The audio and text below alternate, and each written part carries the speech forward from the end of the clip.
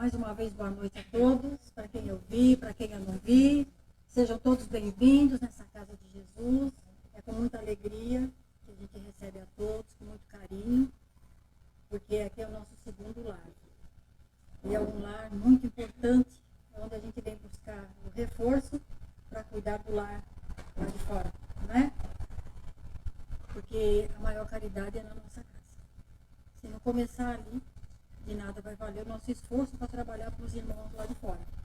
É dentro de casa que a gente começa, porque é ali o nosso cadinho redentor, como dizia o Chico Xavier. Que sejam todos muito bem-vindos. Primeiramente, a gente quer agradecer toda a colaboração com o Enxoval dos Bebês. Graças a Deus, está assim, uma gracinha. E agradecer também os auxílios para cestas básicas, os irmãozinhos em situação de rua, e para toda a obra social da nossa casa. A gratidão eterna a todos que colaboram, que transformem em saúde e paz para todos vocês e seus familiares. E hoje nós vamos então aproveitar esse feriado para aprender mais um pouquinho sobre os ensinamentos do nosso Mestre Jesus. Então, é como eu digo, é um feriado abençoado, não é? Que a gente vem aprender mais um pouquinho. Não, isso aí é tudo, né? E então eu vou convidando a todos com muito carinho para que a gente possa fechar os nossos olhos. E hoje nós temos lá o nosso bazar de pães e bolos, né? Quem estiver interessado depois, para levar alguma coisinha para casa. Foi feito com muito carinho, com muito amor, com muita energia boa. E eu convido a todos para que nós possamos relaxar o nosso corpo, relaxar nossos braços. Vamos relaxando o pescoço, os ombros, relaxando a nossa mente. Vamos deixar a imagem de Jesus, com seu olhar amoroso, tomar conta da nossa mente. Seu rosto iluminado, nos envolvendo, para que possamos aproveitar da melhor maneira possível tudo que está preparado para nós, desde muitas horas, pela espiritualidade maior, pelos mentores espirituais desta casa, que com tanto carinho prepara todo esse trabalho dias e dias para nos oferecer o melhor, auxiliando o nosso progresso, a nossa evolução. Que possamos nos esforçar e aproveitar da melhor maneira possível esse alimento que eles nos ofertam, para o nosso espírito ainda faminto de luz, faminto de esclarecimento, de orientações, um espírito ainda limitado nas coisas do mundo. E com muita gratidão a Deus, nosso Pai, que tudo permite, ao nosso Mestre amado Jesus, aos mentores espirituais queridos, ao nosso anjo da guarda que nos trouxe até aqui, auxiliando a nossa caminhada, muitas vezes trazendo a resposta para as nossas orações, nos conduzindo onde for necessário. Agradecendo mais uma vez, Senhor, essa oportunidade abençoada de estarmos na casa do nosso Mestre amado, oferecendo um pinguinho de cada um de nós, um grão de areia em meio a esse oceano de dor e sofrimento que é o nosso planeta Terra. E especificamente nós que estamos aqui na Pátria Amada, que fomos escolhidos para reencarnar no Brasil com uma finalidade preparada, que possamos sempre ser úteis, Senhor, de coração, de amor, de atitude, de obras. E pelo muito que recebemos, Pai, nós oferecemos as nossas vibrações de luz e amor a todos aqueles que estão necessitados do corpo, do espírito, por onde estiverem. E com muita gratidão pedimos licença para iniciar a nossa noite de luz, o nosso banquete espiritual, onde nosso querido amigo Paulo Nascimento vai nos trazer aquilo que ele se propôs a fazer e que ele seja envolvido com muito amor e carinho pela espiritualidade maior, incluído, inspirado, fortalecido, muito abençoado por estar aqui conosco, e que seja sempre bem-vindo em nossa casa, e principalmente em nosso coração. Que ele seja acolhido com todo amor, e que ele seja assim iluminado na sua tarefa do dia a dia. E por mais essa oportunidade abençoada, Pai, nós elevamos a Ti a nossa prece para iniciar o nosso trabalho dessa noite. Nosso Divino Mestre e Salvador, fortalecei-nos e amparai-nos para que possamos auxiliar as forças do bem a melhorar o mundo. Veneráveis mensageiros celestiais, auxiliares de Jesus, fortalecei-nos e amparai-nos para que possamos auxiliar as forças do bem a melhorar o mundo. Nosso Pai Criador, Criador dos céus e terra, fortalecei-nos e amparai-nos para que possamos auxiliar as forças do bem a melhorar o mundo. Que assim seja e assim será, graças a Deus. E que o nosso amigo Paulo seja bem-vindo. Agora a hora é sua. Obrigado pela sua presença. Eu agradeço. Onde que eu fico? Aqui atrás. Por favor. Tá vendo que eu entendo tudo, né? Tá bom. Muito bom. Boa noite a todos e a todas. Sejamos bem-vindos para essa oportunidade que nos é concedida, uma oportunidade que temos de refletir um pouco, de uma forma muito simples, singela, sobre o Evangelho do Cristo, nosso Senhor Jesus Cristo, explicado à luz da doutrina espírita, né? Dos espíritos que trabalharam com Allan Kardec na obra da codificação. A passagem que escolhemos para a noite de hoje é muito pequena, muito simples, mas que nos leva a algumas reflexões que eu considero bastante importantes.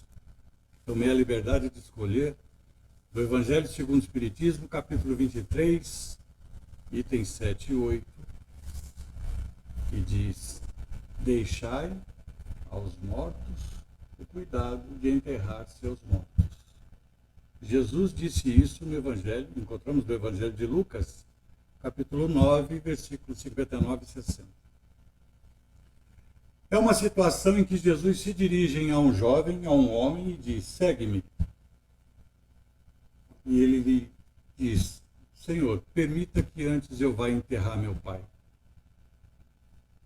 E Jesus lhe responde: deixa que os mortos enterrem seus mortos. Quanto a tu, vai e vai divulgar o reino dos céus.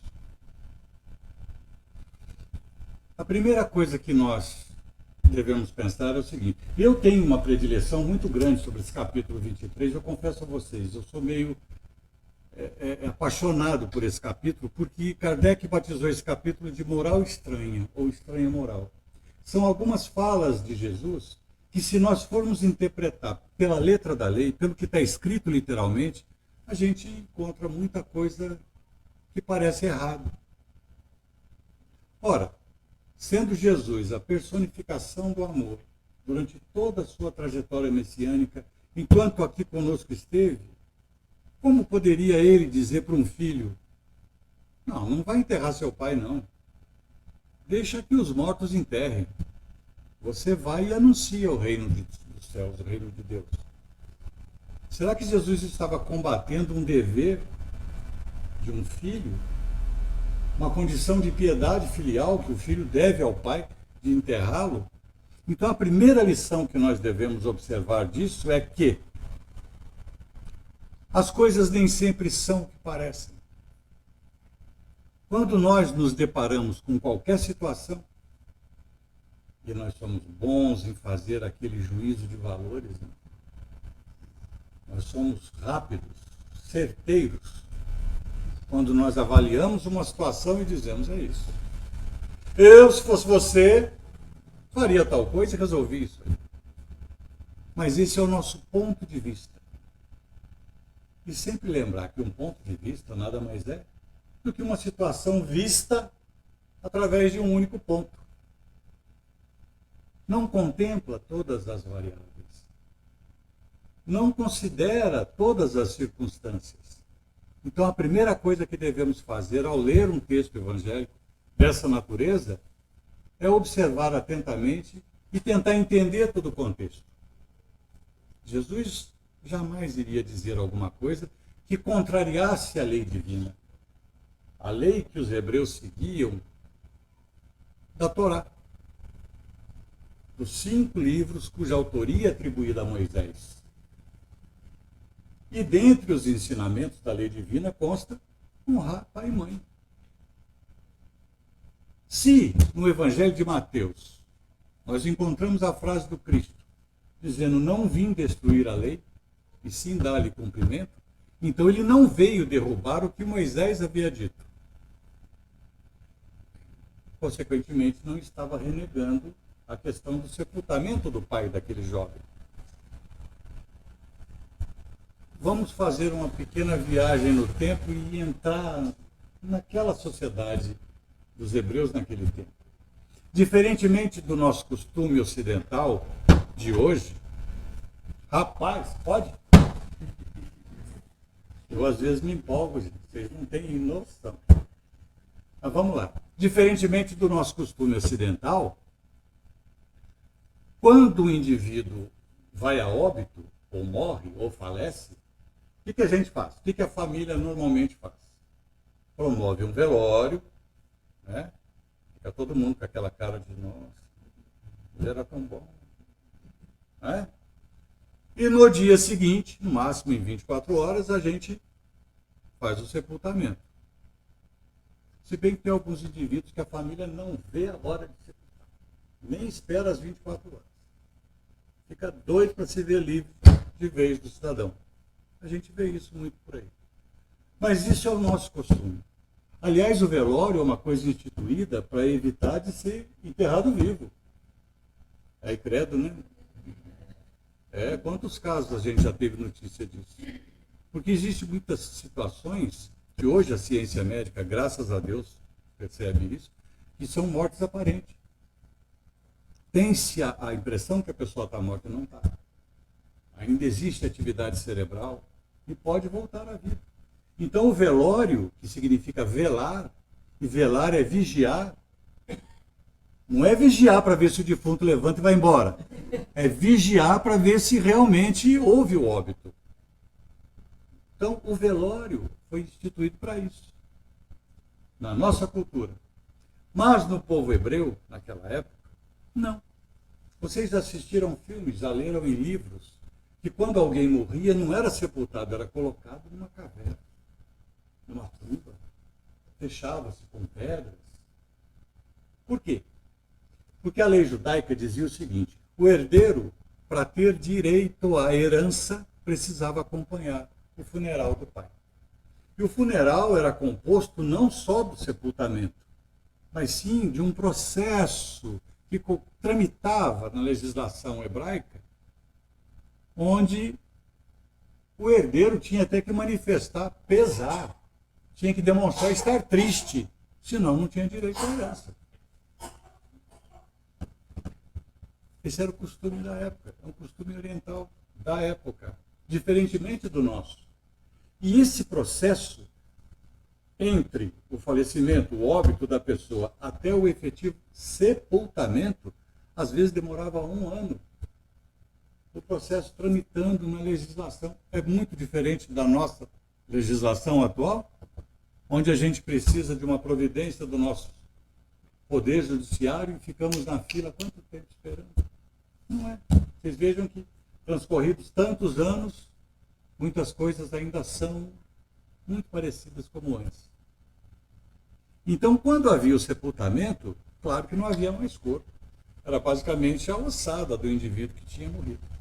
Então, a gente não sabe muito bem quanto tempo havia decorrido entre o óbito do pai daquele cidadão e esse contato com nosso Senhor Jesus Cristo. Por isso ele diz, deixe-me enterrar meu pai. Mas Jesus, que tudo sabia, e tudo sabe, e tudo saberá, já percebeu que o interesse maior daquele jovem estava na...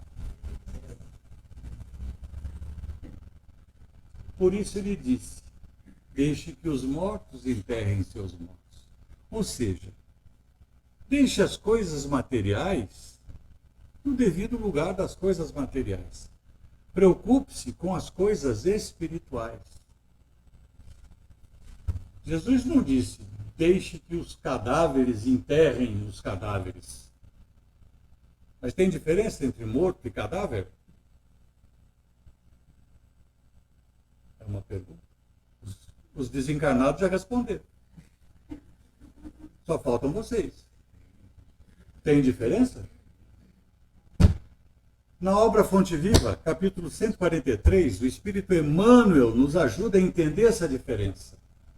Ele aponta que cadáver é um corpo sem vida. E morto, é o morto espiritualmente falando, é aquele que se ausenta da verdadeira vida. Que se ausenta da vida principal.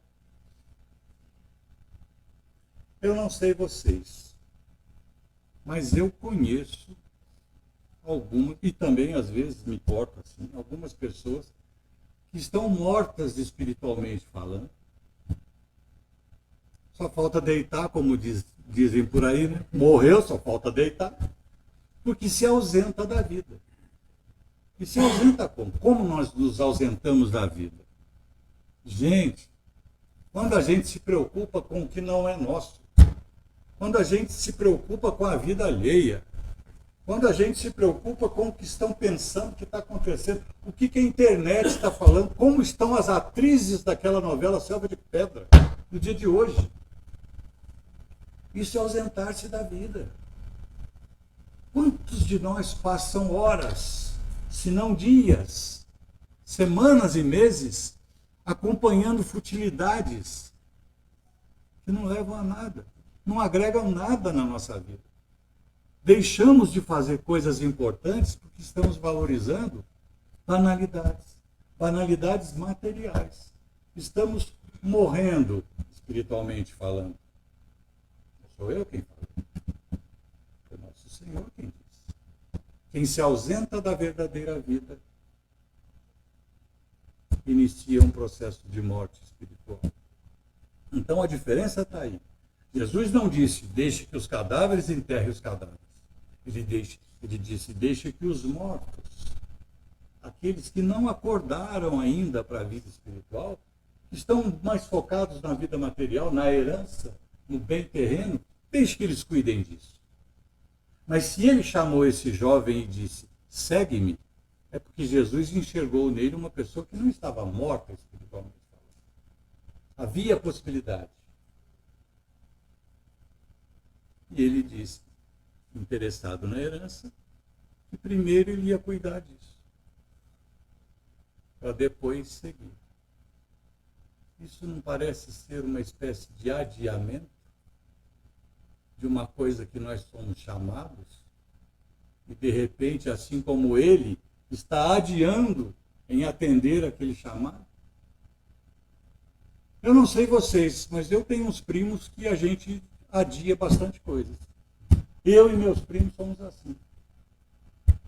Se nós fizermos, aliás, eu faço um convite a todos vocês agora. Não precisa levantar a mão nem responder, não. É só pensar, tá?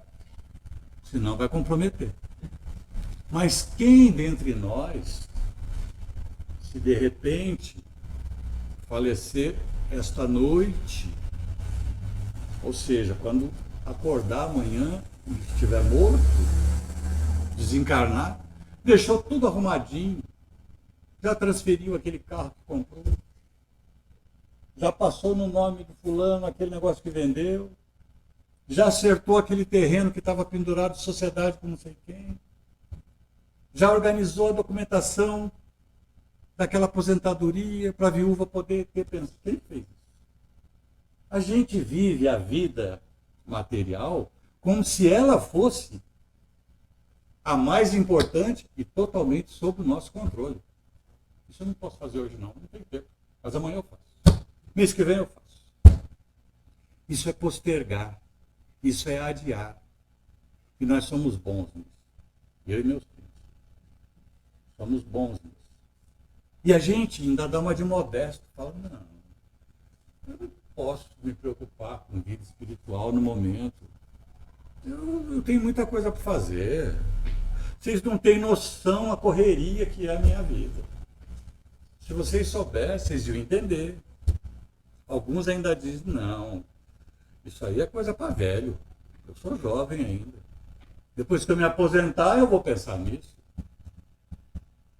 E tem aqueles mais humildes que falam, não, eu sou muito pequeno ainda. Não dou conta dessas coisas. Coisa de não dou conta é coisa de mineiro. Não dou conta disso. Chico Xavier nos ensinava o seguinte: nenhuma contribuição no bem é pequena demais, é insignificante ou pequena demais. Existem grandes árvores que nasceram de minúsculas sementes. Então, qualquer participação no bem coletivo é importante. A iniciativa é importante. Que façamos isso já e não depois. Que não deixemos para depois.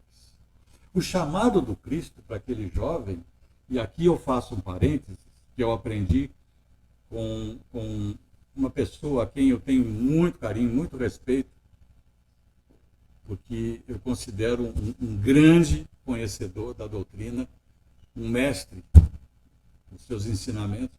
Ele ensinou-me o seguinte: Paulo, quando você for ler o Evangelho segundo o Espiritismo, quando você for ler o Livro dos Espíritos, qualquer que seja a obra da codificação, e tiver escrito assim, aí Jesus se dirige àquele jovem e fala, aquele jovem sou eu. Apesar de não parecer, com esses cabelos grisalhos, ou quase cabelos, né? Aquele jovem sou eu. Quando Jesus se dirige a um pescador, aquele pescador sou eu. Nós temos que ler o texto evangélico não como se fosse atribuído ao outro. É para nós. Isso é para nós. É um chamado para nós. Então, quando Jesus diz àquele cidadão, segue-me, ele está dizendo para nós. Sigam-me. Nós vivemos num mundo que não dá para largar tudo e sair por aí seguindo alguém, deixando nossos compromissos de família, né? Compromissos profissionais, dívidas, se bem que muita gente gostaria de largar as dívidas para trás e ir para frente, mas nós não podemos. Nós vivemos numa sociedade onde tudo isso é necessário, faz parte do processo do nosso crescimento. Se não fosse necessário, não estaríamos submetidos a essas condições. Então, como que eu vou seguir nosso Senhor Jesus Cristo hoje, vivendo onde eu vivo, com a família que eu constituí, com os compromissos que agendei, com os débitos que angariei, com toda a minha dificuldade? Como que eu vou seguir Jesus? Existe uma maneira muito simples e o Mestre nunca esperou nada mais além disso de nós. Obedecer seus ensinamentos onde quer que estejamos. Em qualquer situação que estivermos. Se somos filhos, sejamos bons filhos. Sejamos filhos compreensivos. Sejamos filhos preocupados com os cuidados necessários aos nossos pais. Se somos pais, sejamos bons pais. Não fujamos dos nossos compromissos, alegando falta de tempo, quando um filho se aproxima e pede uma participação. Gente, criança não gosta de brinquedo. Viu? Se vocês não sabem, vou dizer para vocês, criança não gosta de brinquedo. Criança gosta de brincar, principalmente com seus pais. E quantas vezes Eu e meus primos fizemos o quê? Não, agora eu não tenho tempo. Agora eu não posso. Sejamos bons pais, boas mães. Se somos trabalhadores, sejamos bons profissionais. Sérios, honestos, cumpridores do nosso dever. Fazendo ao outro aquilo que gostaríamos que o outro fizesse para nós. Essa é a regra de ouro. É assim que a gente segue Jesus. Nessas circunstâncias. Quando nos socializamos, num ambiente de festa, sejamos bons indivíduos. Mesmo que o vestido daquela outra não esteja lá aquelas coisas, não comenta nada. Não diga nada, não precisa. Sejamos boas pessoas. Isso é seguir Jesus. No ambiente religioso, seja qual for o templo que estivermos devotando, a nossa preferência, a nossa predileção, vamos seguir as regras.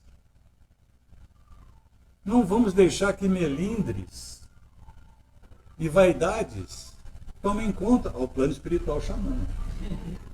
E quando ligam, gente, é melhor atender, porque senão eles vêm buscar. Sabe? Quando ligam assim em reunião, é o plano espiritual, pode ter certeza. Mas sejamos bons seguidores do Cristo. É isso que ele nos pede. Apenas isso. Na vida, nada dá saltos. A natureza não dá saltos. O nosso processo de crescimento moral e espiritual não é acordar no dia seguinte e ser uma nova pessoa. É um processo. A proposta do Espiritismo não é perfeição imediata. A proposta do Espiritismo é um aperfeiçoamento contínuo, ininterrupto. Reconhece-se um verdadeiro espírita como? Pelas palestras que faz? Capaz. Pelo comportamento? Pelo esforço que faz para superar suas más inclinações. Está no livro dos Espíritos. São os espíritos que respondem a Kardec. O espírita, por ter mais conhecimento, aumenta a sua responsabilidade, deve se esforçar mais. A palavra de ordem nessa vida é esforço.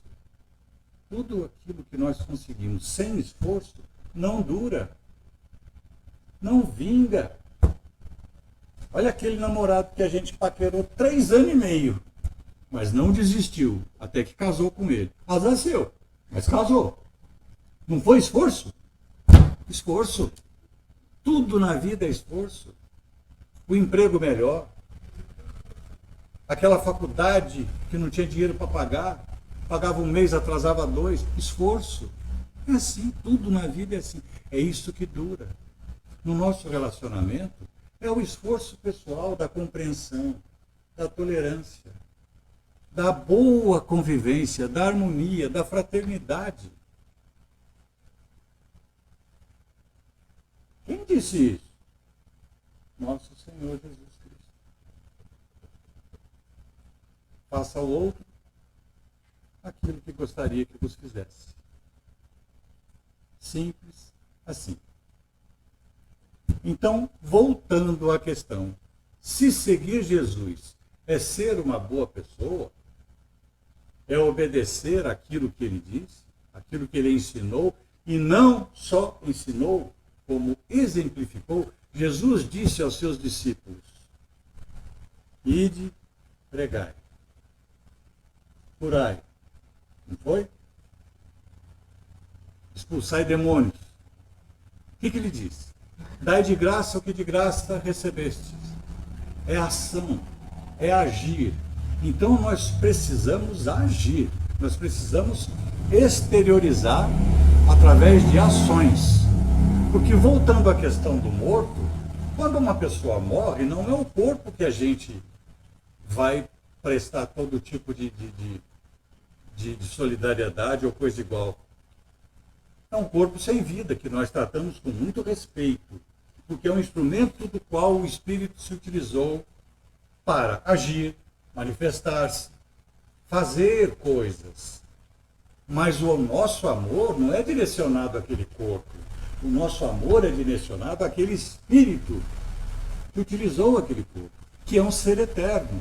É um ser imortal, melhor dizendo. Eterno é Deus, que não tem início, nem meio, nem fim. Nós somos imortais. Somos criaturas criadas por Deus. Tivemos um início, não teremos fim. Por isso somos imortais. Uma pequena diferença, que parece coisa de semântica, mas não é.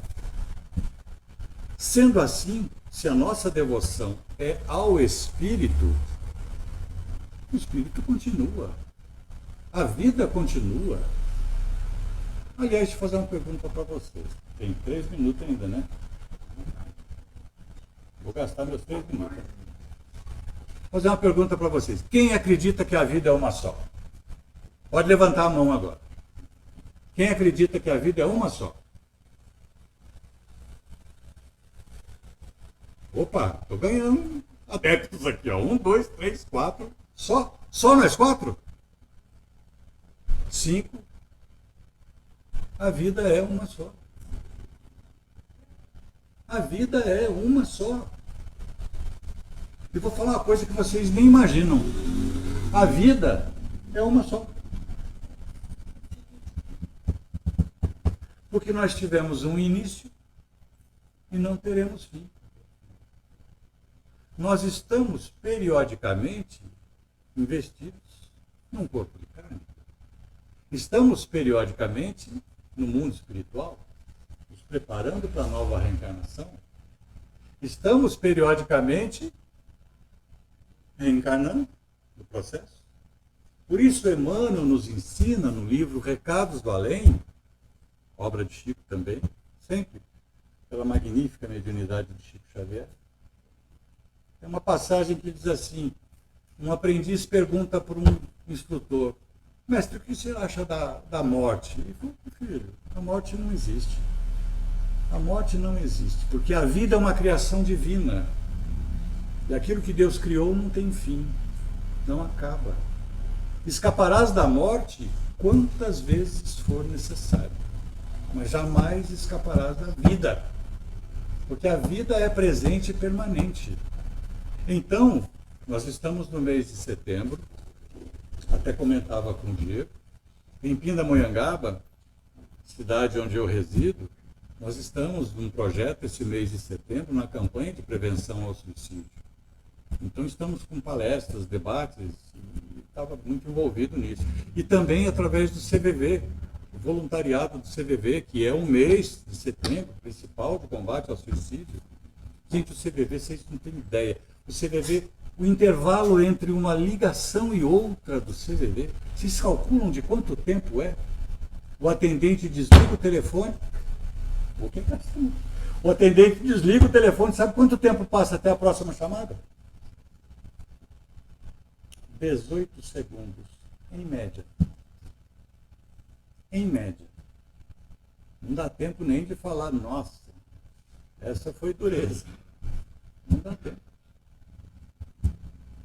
Então, nós estamos nesse mês de setembro muito envolvidos com essas preocupações de prevenção ao suicídio. Porque a vida é uma só. A importância de estarmos aqui reencarnados, como bem lembrou nossa irmã, estamos na Terra nesse momento, nessa fase de transição planetária, que mais acentuadamente nos últimos tempos tem ganhado destaque, né, e divulgação. Mas alguns autores acreditam que essa fase iniciou-se com a vinda do Mestre Jesus aqui na Terra. A vinda do Cristo para a Terra deu início à preparação dos espíritos que iam formatar esse novo mundo. Por isso a importância da vida. Ora, se quando nós lemos no Evangelho, Jesus está falando conosco, segue-me, é o momento de nós tomarmos a decisão e seguir. Dessa forma simples, sem exageros. Ninguém precisa ser extraordinário em nada. Jesus escolheu 12. Quem era doutor dos 12? Quem era engenheiro? Quem era médico? Quem era político? rico, poderoso? Nenhum. Era um dos mais simples, dos mais humildes, dos mais toscos cidadãos. Dos 12, 11 eram galileus.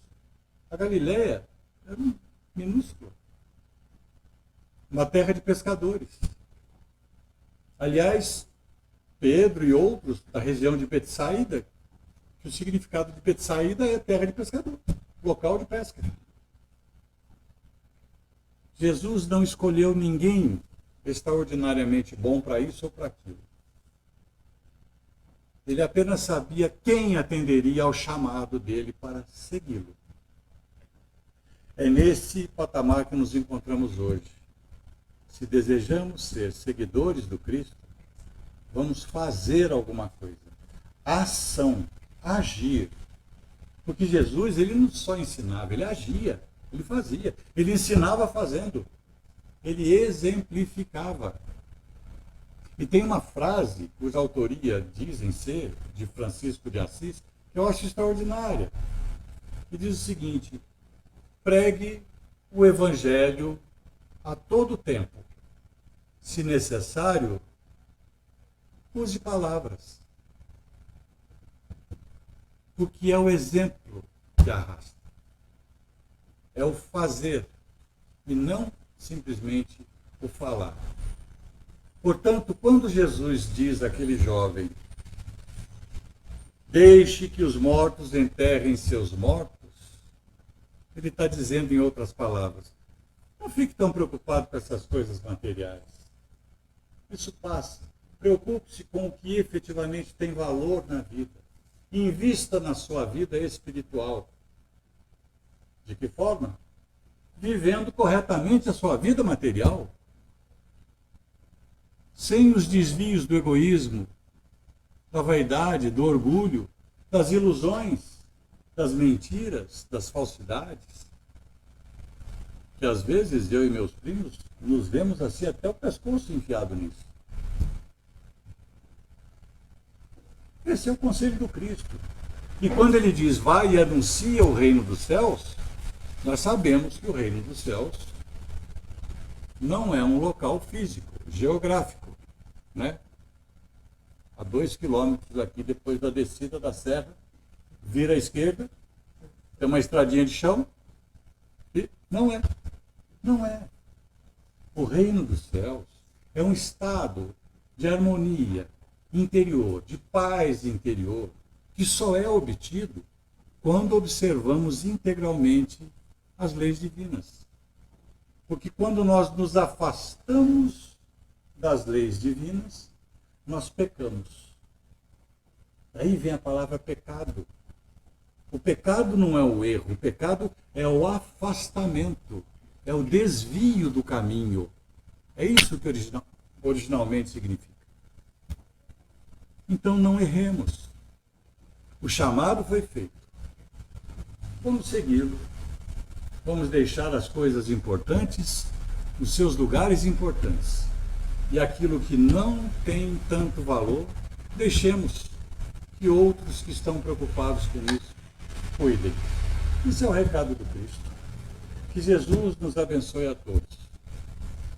Agradeço imensamente a generosidade de vocês, a paciência de vocês, a casa, a direção da casa, as equipes espirituais e encarnados que possibilitaram essa noite de hoje.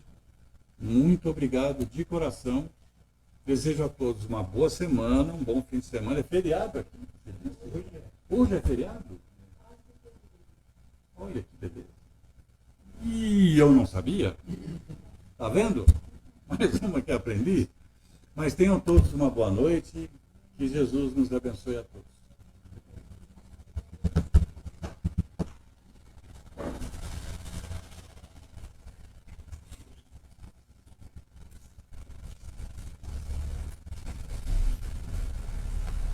Vamos todos fechar os olhos, mantendo assim o pensamento elevado, o pensamento em Jesus, e vamos agradecer a Deus, nosso Pai amado, a Jesus, agradecer aos bons espíritos que estão aqui por essa noite maravilhosa, com tantas reflexões, ensinamentos, que tocaram certamente a alma de cada um de nós. Que nós possamos levar essas palavras conosco, buscando exemplificar esses ensinamentos, essas reflexões, mostrando também aos nossos irmãos essas palavras e também os exemplos.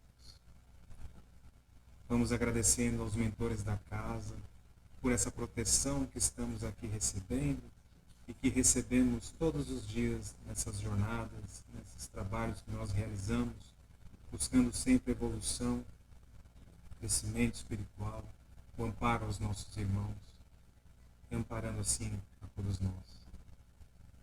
E vamos neste momento fazer a prece que o nosso Mestre nos ensinou. Pai nosso que estais nos céus, santificado seja o vosso nome. Venha a nós o vosso reino, seja feita a vossa vontade, assim na terra como nos céus. O pão nosso de cada dia nos dai hoje. Perdoai as nossas dívidas, assim como nós perdoamos aos nossos devedores. E não nos deixeis cair em tentação, mas livra-nos, Senhor, de todo mal. Que assim seja, graças a Deus. E vamos todos permanecendo em silêncio, agora para recebermos o tratamento do passe. Que assim seja.